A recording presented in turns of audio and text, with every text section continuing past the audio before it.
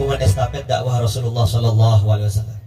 Maka untuk mempersingkat waktu, mari kita persilakan dan mendengarkan sambutan dari guru kita Syekhina Syekh Muhyiddin Abdul Razak Siddiq Mizawiyah. Pada beliau kami persilakan. Sallu ala Nabi Muhammad. Sallallahu alaihi wasallam. Bismillah qabla kulli syai'. Bismillah ba'da kulli syai'. Bismillah yabqa Allah wa yafna kullu syai'. Bismillah ma sya Allah. Bismillah la hawla wa la quwwata illa billahil aliyyil azim. Wa usalli wa usallimu ala hadha an-nabiyil karim. ذو الخلق العظيم والمقام الفخيم وعلى آله وأصحابه الطيبين الطاهرين ومن تبعهم بإحسان إلى يوم الدين. أما بعد، أيها السادة الحضور، السلام عليكم ورحمة الله تعالى وبركاته. وعليكم السلام. في هذا اليوم الأغر من أيام السنة المباركة، من شهر شعبان المبارك الذي أسأل الله سبحانه وتعالى أن يبارك لنا فيه ويبلغنا رمضان. قد اجتمعنا اليوم بفضل الله تبارك وتعالى لنقيم حجر الأساس مع الأستاذ الدكتور الفاضل المكرم دكتور أيوب حفظه الله ومن معه من إخوانه، لأن الأصل في هذا أيها السادة الأخوة الإيمانية. يقول حضرة الحق تبارك وتعالى: إنما المؤمنون إخوة. رئيس البرلمان وعضو البرلمان ورئيس البلدية ورئيس الشرطة ورئيس الجنود للدفاع المدني، أرحب بكم جميعا وجزاكم الله خيرا على حضوركم. Bismillahirrahmanirrahim. Pertama-tama, beliau setelah memuji Allah Subhanahu wa taala dan salawat kepada Rasulullah, kemudian beliau mengatakan bahwa perkumpulan kita di hari yang penuh dengan berkah ini, di bulan yang penuh berkah ini, kita bersama-sama berharap kepada Allah Subhanahu wa taala agar Allah memberikan keberkahan buat kita di bulan Sya'ban yang penuh berkah ini dan disampaikan kita kepada bulan suci Ramadan. Dan perkumpulan kita ini tidak lain dan tidak bukan, yang mengikat kita semua hati kita ini adalah keimanan kita kepada Allah Subhanahu wa taala. Sebagaimana Allah telah berfirman di dalam Al-Qur'an, sesungguhnya semua umat yang beriman kepada Allah itu bagaikan saudara satu sama lainnya. Dan beliau juga menyampaikan salam penghormatan kepada Dr. Ayub dan juga para dewan dan Bapak Camat dan Kapolsek dan Ramil dan yang lainnya. Beliau menyampaikan salam penghormatan dengan penuh ta'zim kepada para hadirin wal hadirat yang dirahmati oleh Allah Subhanahu wa taala. Wa yahduruni al-qaul ayyuha as-sadah qaul al-imam Malik ibn Nabi. هذا الإمام العظيم من السادة المعاصرين وهو على المذهب المالكي من فقهاء المالكية وممن اشتغلوا بعلم الأصول، عالم كبير. يقول رحمه الله: الدين أساس والسلطان حارس، فما لا أس له ينهدم. انظروا كيف الآن سنؤسس هذا البنيان. إذا لم يكن هذا الأساس موجود البنيان سينهدم. والسلطان حارس يحرس الدين ويقوم بحماية الدين. فإذا اجتمع الدين أيها السادة مع السلطان، هذا هو المطلوب من سيرة نبينا المصطفى صلى الله عليه وسلم. وهل خرج نبيكم المصطفى صلى الله عليه وسلم في حياته كلها وفي سيرته عن هذين الشيئين والأساسين الكريمين؟ الدين والدولة، الدين والسلطان، ولا يقوم أيها الأحباب شيء من دون السلطان. Dan saya teringat pada kali ini dengan satu ucapan dari seorang ulama besar madhab Maliki, seorang pakar usul fikih, dan beliau adalah Syekh Malik ibn Nabi, yang mana beliau mengatakan bahwa ad-din, agama itu bagaikan pondasi. Pondasi dan sultan, yaitu pemimpin, itu bagaikan penjaga pondasi tersebut. Maka setiap bangunan yang tanpa ada pondasinya pasti akan hancur, tidak kuat. Kita melihat pada siang hari ini adalah satu pondasi, ya. Ini pondasi-pondasi yang akan memikul bangunan yang begitu berat. Maka kalau tidak ada pondasinya, bangunan ini akan mudah sekali runtuh. Maka dari itu, kalau kita lihat dari kehidupan Rasulullah Sallallahu Alaihi Wasallam, beliau tidak pernah lepas dari dua pondasi ini, dua perkara yang besar di dalam membangun kesejahteraan masyarakat dan juga manusia, yaitu dari sisi agama, dan yang kedua adalah dari sisi kenegaraan, yaitu dibutuhkan seorang pemimpin yang menjaga agama, karena itu tugas mereka juga, bukan tugas ulama saja untuk menjaga agama ini. Makanya beliau tadi berkata bahwa keduanya itu sebenarnya fondasi untuk agama. Namun, ya, alangkah baiknya kalau kedua-duanya dilakukan oleh kita semua yang memiliki tanggung jawab dari perintah Allah dan Rasulnya Sallallahu Alaihi Wasallam. وما أجمل قول الدكتور أيوب حفظه الله عندما بدأ بكلامه وهو يقول لنا أن هذا الدين قد بني على 3 أسس: السادة العلماء الأتقياء المفكرون، والتجار الأبرار، ثم دعاء الفقراء والمساكين، إضافة إلى قوله حفظه الله: أهل الدولة أهل الساسة الذين سيحمون هذا البنيان، وإلا لولا هذا الرابع أيها السادة كيف نحمي عقيدتنا من دون قوة داخل الدولة؟ Dan kita tadi telah mendengar ucapan dari sambutan ini Mudirul Ma'had, Al-Ustadz Ayyub. Beliau mengatakan bahwa jika 3 orang memberikan melaksanakan kewajibannya dengan baik, yaitu al-ulama, yang kedua adalah at-tujar, para orang-orang kaya sebagai donatur, yang ketiga adalah doa-doa daripada fuqara. Namun, dan ditambahkan dengan yang keempat, yaitu ahlud daulah, yaitu para pemimpin, para pejabat. Dan kita tidak akan bisa memperkuat akidah kita kalau tidak dibantu oleh para pemimpin kita.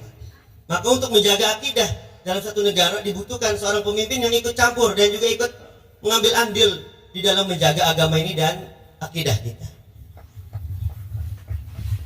أما الكلام إلى حضراتكم أيها السادة، فأقفوا وقفة تأمل من سورة العصر في كتاب الله تبارك وتعالى، حيث قال فيها عز وجل: والعصر إن الإنسان لفي خسر إلا الذين آمنوا وعملوا الصالحات وتواصوا بالحق وتواصوا بالصبر.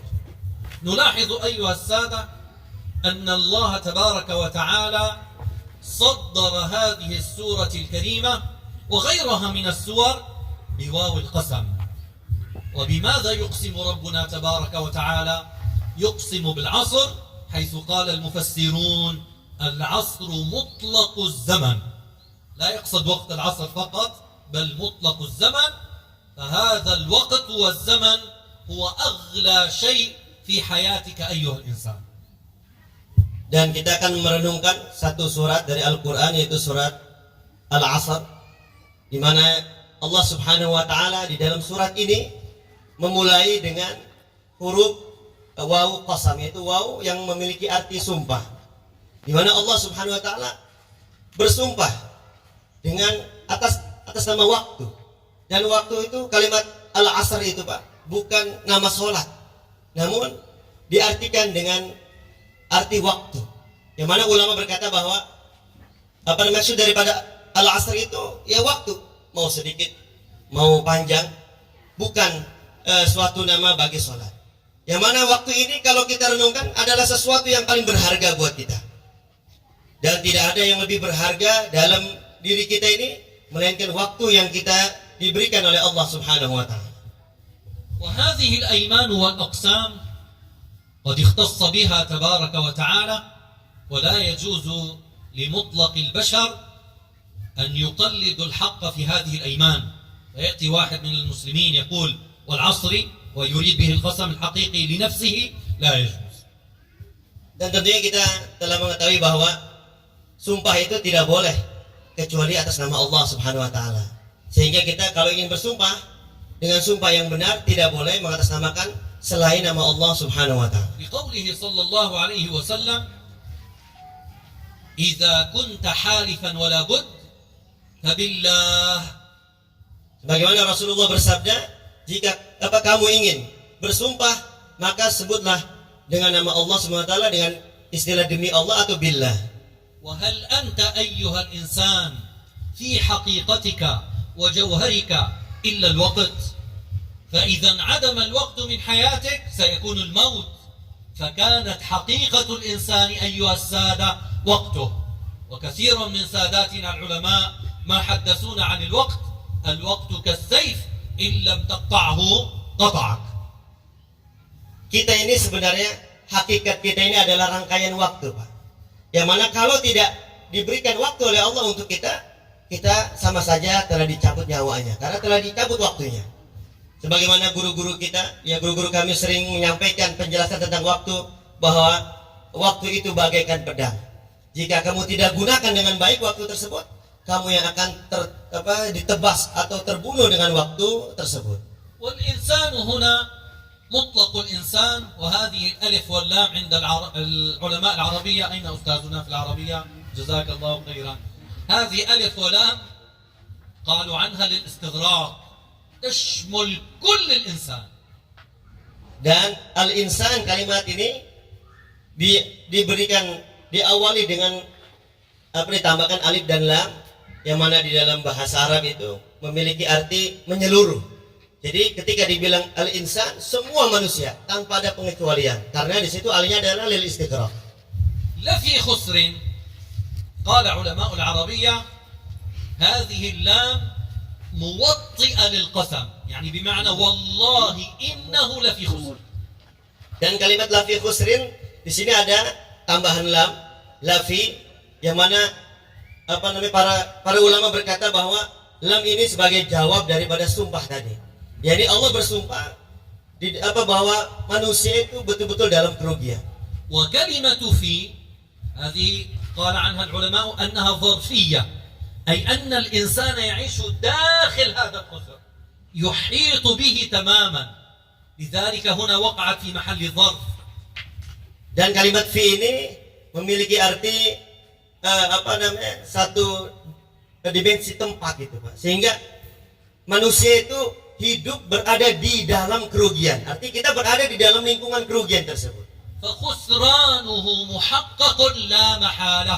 Sehingga kerugian manusia itu pasti akan terjadi, tidak mustahil. يقول ابن المبارك رحمه الله ورضي الله عنه يا ابن آدم إنما أنت عدد كل من قضى يومك انقضى بعضك. Dan Al-Ibnu Mubarak berkata bahwa wahai anak Adam, kamu umpama bilangan-bilangan waktu. Setiap satu harimu terlewati maka sama saja kamu berkurang sebagian dari dirimu. من هم الشخصيات الذين لم يدخلوا في هذا الخسران؟ Maka siapakah orang-orang yang tidak berada di dalam kerugian ini? فالاستثناء واضح في الآية إلا الذين آمنوا وعملوا الصالحات. استثناء من هذا الخسران. Orang-orang yang dikecualikan dari kerugian ini adalah telah disebutkan dalam Al-Quran tersebut, ya dalam ayat itu illal ladzina amanu wa amilus solihat, kecuali orang-orang yang beriman dan orang-orang yang beramal soleh. وتواصوا بالحق وتواصوا بالصبر. Dan mereka yang saling menasehati dan mereka yang saling mensupport dalam kesabaran. هذه الآية هكذا كما فسرتها لكم مجملة. Ini adalah penjelasan surat Al-Asr secara simpelnya. ونفهم منها أيها السادة أن هذا الإيمان في هذه السورة المباركة يقتضي الحركة ويقتضي العمل ويقتضي الدعوة إلى الله. Dan kita memahami iman di dalam ayat ini memerlukan 3 perkara. Yang pertama adalah al-harakah, yakni pergerakan. Terus yang kedua adalah al-amal, perbuatan. Yang ketiga adalah ad-da'wah ila Allah, ini dakwah kepada Allah Subhanahu wa taala. ما هو المحرك الأساس في حياتك أيها الإنسان؟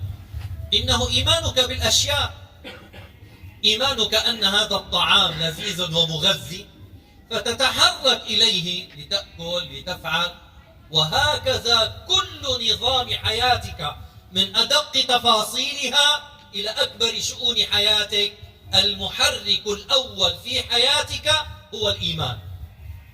Dan yang mendorong kita untuk melakukan sesuatu itu didasari dari keyakinan kita, dari iman kita. Karena punya iman inilah sehingga kita mau melakukan apapun. Dan sebagaimana makanan itu bisa memberikan kekuatan bagi tubuh kita, penggerak atau memberikan asupan. Begitu juga iman. Ini sebagai penggerak dari setiap aktivitas kita. ما الذي جاء بنا أيها السادة من أماكن متفرقة متباعدة فالتقينا هذا اللقاء المبارك؟ إيماننا بدعوة الدكتور أيوب حفظه الله، هذا هو المحرك الأول. Dan apa yang mendorong kita untuk hadir di sini, Pak? Karena kita meyakini terhadap Dr. Ayub yang telah mengundang kita, sehingga keyakinan kita ini kepada beliau mengumpulkan kita di satu tempat ini. والحركة أيها السادة لا محالة مرتبطة بالعمل. Dan dorongan ini pasti akan berkaitan dengan perbuatan secara zahir ini. ولو كانت هذه الأعمال لا نلاحظها فكانت أعمالا بسيطة، ولكن هذه الحركة تقتضي العمل. Meskipun perbuatan kita mungkin kita anggap sepele atau biasa saja, namun ini sumbernya didorong dari keyakinan kita. لذلك لا يوجد آية في كتاب الله عز وجل انفرد الإيمان وحده دون العمل إلا الذين آمنوا وعملوا. لاحظوا أيها الأحبة إلى دقة القرآن وألفاظ القرآن الكريم. Maka di dalam Al-Quran tidak ada ketika disebutkan iman saja, tidak, pasti disertai embel-embel kalimat wa amilu, yakni iman, keyakinan dan juga perbuatan. وإن من أفضل الأعمال الصالحة على الإطلاق دون منازع عمل الأنبياء والمرسلين، ألا وهو عمل الدعوة إلى الله تبارك وتعالى. Dan amaliyah yang paling afdol, yang paling utama itu adalah yang telah dikerjakan para nabi dan rasulnya, yaitu dakwah ila Allah, mengajak orang kepada Allah Subhanahu wa taala. لأن موت العالم موت الأمة، لو مات العالم ماتت الأمة. Sebab kalau seorang alim meninggal, sama saja umat ini juga ikut meninggal bersama dia. موت الدين، Dan juga termasuk kematian agama. تفشي الجهل، Dan kebodohan tersebar luas di mana-mana. وإذا تفشى الجهل ظهرت الجريمة في المجتمعات. Kalau kebodohan itu merajalela, pasti akan muncul kejahatan-kejahatan di tengah-tengah masyarakat. إذا نجد أيها السادة ضرورة الأخذ بأيادي العلماء حفظهم الله كي يقيموا هذا الدين الحنيف ظاهرا في هذه المجتمعات. Dan maka untuk mencegah terjadinya kejahatan, kita harus bergandengan tangan, Pak. Kita harus bersama-sama dengan para alim ulama untuk membangun masyarakat yang soleh dan soleh. ونحن اليوم أيها السادة بسبب هذا الوباء الذي عم في كل أنحاء الدنيا وجب علينا أن نكون عقلانيين وأن نفكر بطريقة مرنة من أجل هذا الدين. هذا الدين أيها السادة لا يقوم إلا على سواعد المفكرين، وإلا لو عطلنا العقل أيضا لتعطل كل شيء. Dan kita saat ini berada di masa pandemi ini, di masa wabah ini, kita harus membuka akal kita. Dan kita gunakan akal kita dengan sebaik-baiknya. Karena dalam agama ini kalau tidak kita gunakan akal kita dengan sebaik-baiknya, maka akan hancur agama kita ini. Begitu juga masyarakat yang lainnya. ماذا خسرنا أيها السادة بسبب وجود هذا الوباء؟ إن أهم شيء خسرناه اليوم في حياتنا العملية التعليم والتعلم. وفقد أبناؤنا هؤلاء الصغار الذين لهم الحق الأول في اكتساب المعارف سواء دينية أو دنيوية مما يرتقي به هذا المجتمع، قد فقدناه اليوم، وهذا من الخطورة بمكان على الشعوب والأمم. Apa yang kita rugikan sih disebabkan adanya wabah pandemi ini? Dan itu adalah hilangnya pembelajaran, Pak. Hilangnya mengajar kepada generasi-generasi selanjutnya. Di mana haknya anak-anak kita sebagai calon generasi kita itu adalah menimba ilmu, menambah wawasan mereka. Karena kalau dia tidak dari masa dini diberikan wawasan, masa depan kita akan hancur juga. Sehingga yang paling dirugikan bagi kita itu adalah memberikan pengajaran, pengetahuan kepada calon-calon generasi kita. وبدلنا أيها السادة الحياة بالموت. كيف ذلك؟ أصبح التعليم كله الآن على الآلة، على هذا ماذا نسميه سيدي؟ كمبيوتر وإنترنت وما شاكل ذلك. وهذا في الأصل أيها الأحباب ميت. فكيف يتلقى الحي من هذا الميت؟ عندما كنا في المدارس ويقف الأستاذ المعلم الشهم الكريم يقف أمام طلابه ليعلم، كانت حياة تتلقح بحياة. واليوم أيها السادة فقدنا هذا العنصر الكريم، وجود المعلم بيننا. Kita melihat pendidikan di zaman di saat ini, cara proses pengajaran itu seakan-akan kita memindahkan dari proses pengajaran yang hidup pada yang mati, yang aktif pada yang pasif. Di mana di saat sebelum ada pandemi kita belajar dengan orang yang hidup langsung. Namun saat ini meskipun yang menyampaikan itu adalah orang hidup, namun melalui benda mati, maka tidak bisa memindahkan kehidupan ruhani seorang guru kepada anak didiknya. Sehingga mereka yang tadinya mendapatkan kehidupan yang mereka mendapatkan kehidupan ruhani dari guru yang hidup ruhaninya, sekarang tidak mereka dapatkan kembali sebab pelajaran sekarang melalui internet atau daring ya, dari handphone, dan mereka belajar dari benda mati itu, tidak bertemu dengan kewibawaan, tidak langsung melihat kewibawaan seorang gurunya, akhlaknya dan ruhaninya.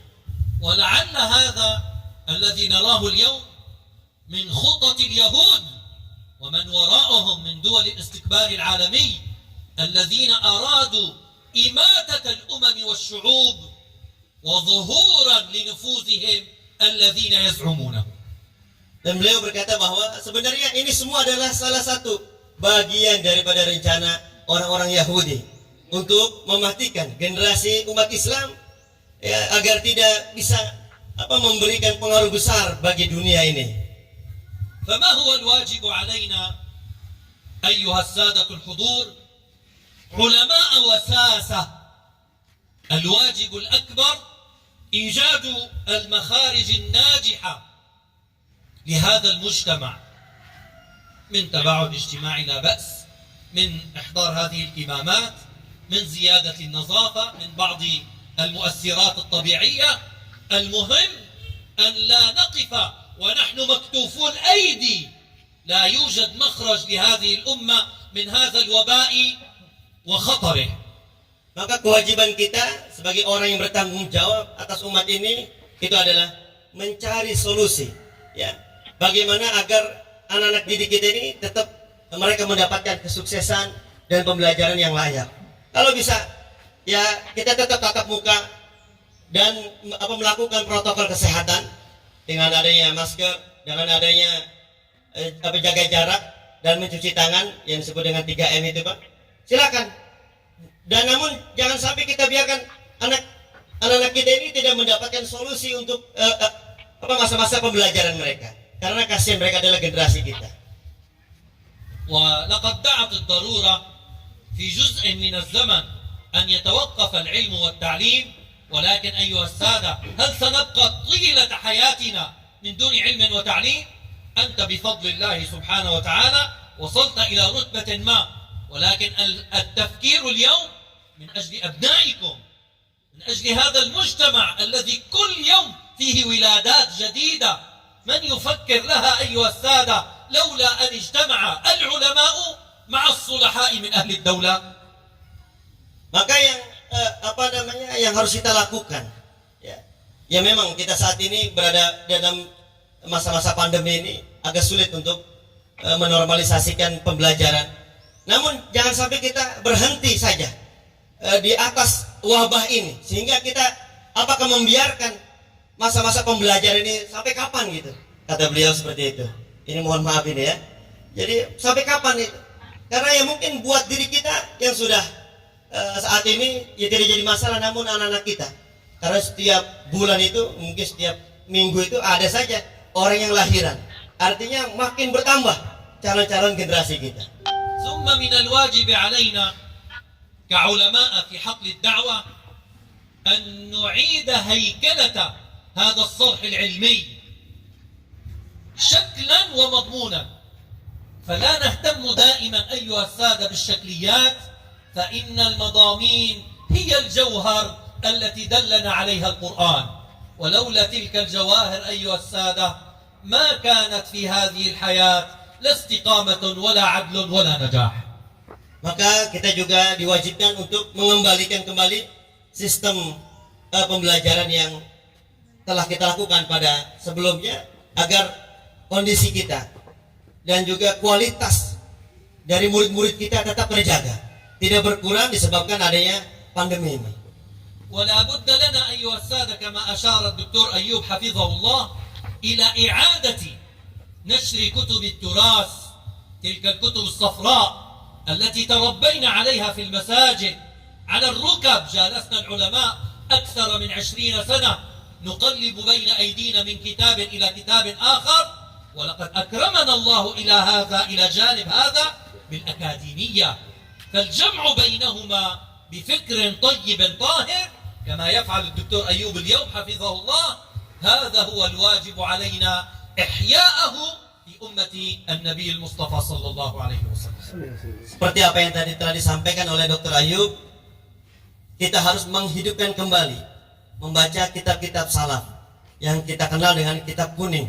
Karena kami dididik di masa-masa kami belajar di masjid-masjid itu dengan kitab-kitab kuning. Kami datang ke sana ketemu dengkul dengan dengkul, artinya kita duduk bertalaki langsung dengan guru-guru kita. Selama 20 tahun kami belajar dengan para guru-guru kita dengan cara seperti itu. Maka ya kami bersyukur kepada Ustaz Ayub ingin menghidupkan kembali masa-masa pembelajaran seperti itu dengan dengan cara yang lebih modern, dengan lebih akademik, dengan lebih yang cocok terhadap tantangan zaman di saat ini. ثم أيها السادة من الواجب الأكبر علينا في خطورة العلم والتفكير حماية أبنائنا من تلك التيارات الفكرية المعادية لأهل السنة والجماعة، مما يدعون في ظاهرهم أنهم أهل السنة ثم يكفرون المجتمعات. إن أخطر قضية اليوم يواجهها أهل الدعوة إلى الله قضية التكفير. Ada kewajiban yang besar juga bagi kita, selain daripada kewajiban memberikan ilmu dan menjaga putra-putri kita, kita juga harus menjaga putra-putri kita dari pemikiran-pemikiran yang melenceng, Pak.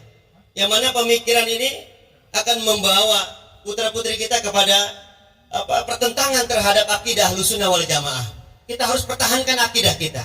Jangan sampai diri kita dan juga putra-putri kita termasuki dengan pemikiran-pemikiran yang mengaku bahwa mereka ada termasuk golongan Ahlussunnah wal Jamaah, namun ketika mereka masuk ke daerah kita, mereka malah mengkafirkan orang-orang kita. Maka kita harus menjaga anak-anak kita dari akidah tersebut. Wa innana lanara al-yawm استطالة أولئك أصحاب الفكر التكفيري المتشدد أنهم ينشطون في كل مكان، وسأقول لكم جانبا صغيرا من خطورة التكفير أيها الأحباب الكرام. Dan mereka sudah berakar ya sudah berjamur mungkin. Sudah terlalu lama kita biarkan pemikiran mereka tersebar luas di daerah kita, sehingga kita harus memahami apa sih bahayanya pemikiran yang selalu memudahkan orang mengkafirkan orang lain. Mungkin dia akan memberikan penjelasan dari satu sisi yang simpel. وهذه تجربة عشناها نحن في بلادنا وعايناها بأم أعيننا لن تأتينا هذه القضية عبر الأخبار إنما شاهدناها بأم أعيننا كيف ذلك الشاب اتهم أمه بالتكفير فقال أنت يا كافرة لأنك تعملين عند الدولة هي موظفة في الدولة وصارت هذه الانقسامات التي انقسم فيها أهل الشام بسبب الحرب اتهم أمه بأنها كافرة فما كان منه إلا أن قتلها. Bahayanya orang mengkafirkan orang lain seperti ini, Pak. Ini saya bercerita bukan karena mendengar dari berita, Pak. Namun saya menyaksikan sendiri dengan mata kepala saya di negara saya, yaitu di negara Suriah yang sampai saat ini pun masih ada kejahatan senjata, dan beliau menyaksikan ada seorang anak yang dia telah termasuki pemikiran takfiri. Kemudian tak kalah melihat ibunya, karena ibunya melakukan perkara-perkara yang menurut dia itu adalah dikafirkan, sehingga dia membunuh ibunya dengan dalih bahwa ibunya telah kafir sebab melakukan perkara-perkara ini yang berkaitan dengan negara. ماذا يعني أن نتهم الغير بالكفر؟ هو رجل مسلم مؤمن اعتقاده أشعري اعتقاده ماتريدي ماذا يعني أن نرميه بالكفر؟ ماذا يعني؟ Apa yang dimaksud oleh mereka menuduh seorang muslim yang beriman kepada Allah, yang berakidah dengan akidah Asy'ariyah dan Maturidiyah? Apa yang mereka maksud dengan kufurnya orang tersebut? يظن الناس أن هذه الكلمة سهلة بسيطة خلاص يا كافر شيء بسيط هكذا يظن الناس. Karena orang kebanyakan menyangka bahwa istilah kafir itu biasa. مما يترتب أيها السادة على كلمة يا كافر أشياء. أولا الكافر حلال الدم، يعني إذا قتلته ليس له دية وليس لك عند الله حساب، وهذا من أخطر ما يكون على المجتمعات. ماذا يعني اليوم أقتلك؟ هل يرضى الإنسان أن يقتل أخاه الإنسان؟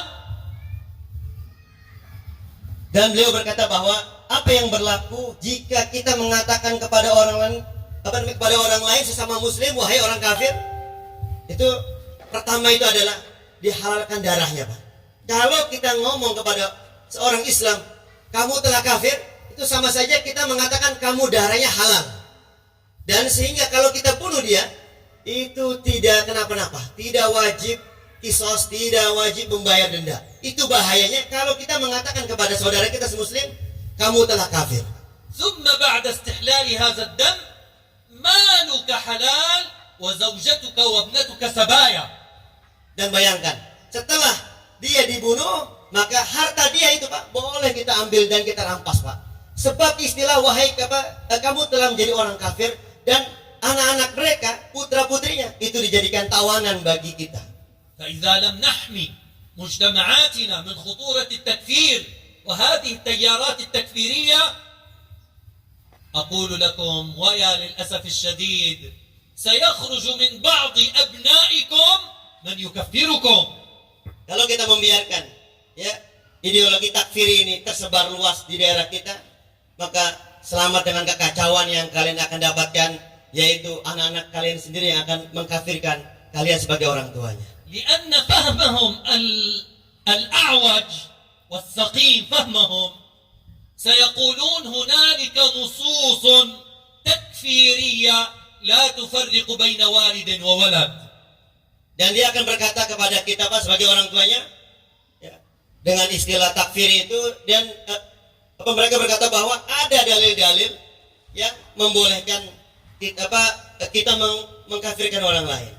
فإذا خرج الولد اليوم بسبب هذه الظروف التي نعيشها والتي نعانيها من هذا الوباء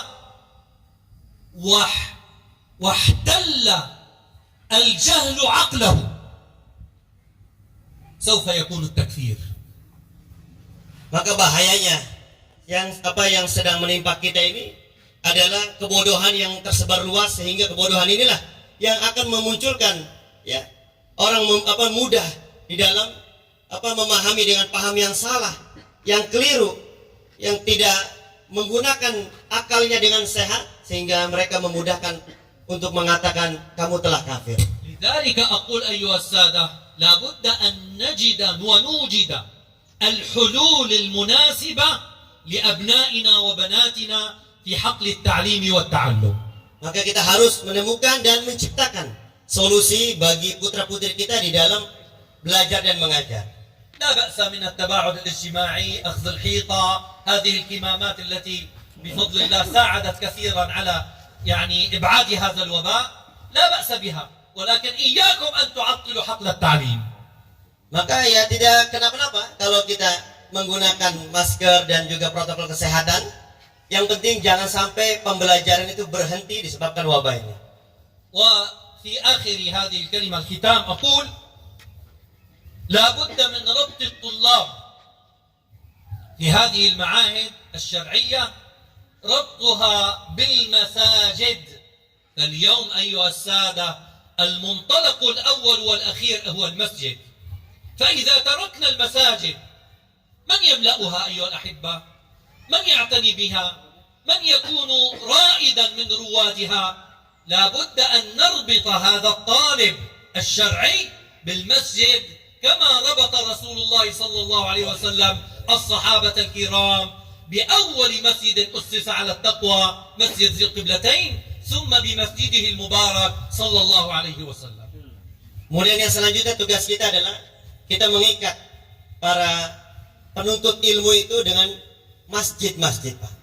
Sehingga tidak boleh dipisah anak-anak kita dengan masjid. Sebab masjid ini akan menjadi tempat terakhir kita mendapatkan solusi. Tempat terakhir kita berlindung kepada Allah Subhanahu wa taala. Sekarang kalau kita mencegah mereka dari masjid, ini sama saja kita telah melakukan apa yang tidak disukai oleh Rasulullah, karena Rasulullah dulu mengumpulkan para sahabatnya di dalam masjid. وربط هذا الطالب والطالب أيضا بالقدوات. نحن نحتاج أيها الأحبة إلى إيجاد قدوة صالحة تكون لنا مثالا نحتذيه في حياتنا العلمية والعملية. Para penuntut ilmu itu harus diikat juga dengan teladan-teladan yang soleh, Pak. Tidak boleh dipisah. Seorang yang menjadi pendirinya harus memberikan teladan yang baik bagi para murid-muridnya. لذلك نجد عبر التاريخ الإسلامي أنجح الدعوات في تاريخنا الإسلامي تلك الدعوات التي أسست مدارس للتزكية والتربية والتصوف على منهاج الكتاب والسنة. Maka kalau kita lihat dalam sejarah dakwah yang paling sukses itu adalah dakwah yang disertai dengan pendidikan ruhani, disertai dengan bimbingan ruhani yang berada di bawah bimbingan para orang-orang sufi dan juga dalam mengkaji ilmu tasawuf. فنجد مدرسة مولانا الإمام عبد القادر الجيلاني إلى الآن نحن نستقي ونشرب من معينها. Dan kita sampai saat ini menemukan barokah ya, atau hasil daripada pendidikan madrasah Tuan Syekh Abdul Qadir Jailani. Sampai saat ini kita masih merasakan nasihat-nasihat beliau. ومدرسة مولانا الإمام الغزالي الصوفية التي ارتقت بالأمة إلى أوجها. Dan juga madrasah pendidikan ilmu-ilmu yang disampaikan oleh Al-Imam Al-Ghazali. ومدرسة مولانا الإمام السهروردي رضي الله تعالى عنه الذي زكى النفوس وهذب العقول. Dan juga apa-apa yang telah diajarkan oleh Imam Sahrawardi ya, di dalam mendidik dan juga membersihkan pensucian jiwa dan juga akal yang sehat dan jernih. فهذه المناهج التي قدمتها لكم مناهج تربوية معرفية تعتني بتزكية القلوب والأرواح، لا بد أن ننهج على إثرهم رضي الله تعالى عنهم وأرضاهم جميعا. Maka dari itu dengan cara seperti inilah kita membentuk dan juga dengan mendidik setiap jiwa-jiwa para penuntut ilmu. وفي الختام أيها السادة لا يسعني إلا أن أشكر الله تبارك وتعالى أن أوقفني بين أيديكم متكلما محبا أخا كريما، وأشكر الدكتور أيوب حفظه الله على هذه الجلسة الطيبة، وأسأل الله سبحانه وتعالى أن يجمعنا كرات ومرات حتى يجمعنا في مستقر رحمته يا أرحم الراحمين. Dan saya ucapkan terima kasih kepada semua yang hadir telah memberikan kesempatan kepada saya untuk memberikan kata-kata sambutan, dan juga saya sangat berterima kasih besar kepada Dr. Ayub yang telah memberikan kesempatan juga untuk saya berbicara di tempat dan pertemuan yang berkah ini. Mudah-mudahan kita bisa bertemu lagi dalam pertemuan yang akan datangnya, dan Allah senantiasa menakdirkan kita berada di pertemuan yang salehah ini, sehingga sampai di akhirat pun kita akan bertemu di bawah rahmatnya Allah Subhanahu wa taala. وأعتذر من الجميع على الإطالة. هذا والسلام عليكم ورحمة الله تعالى وبركاته. Dan beliau juga mengucapkan mohon maaf kalau kepanjangan, dan saya tutup. Assalamualaikum warahmatullahi wabarakatuh.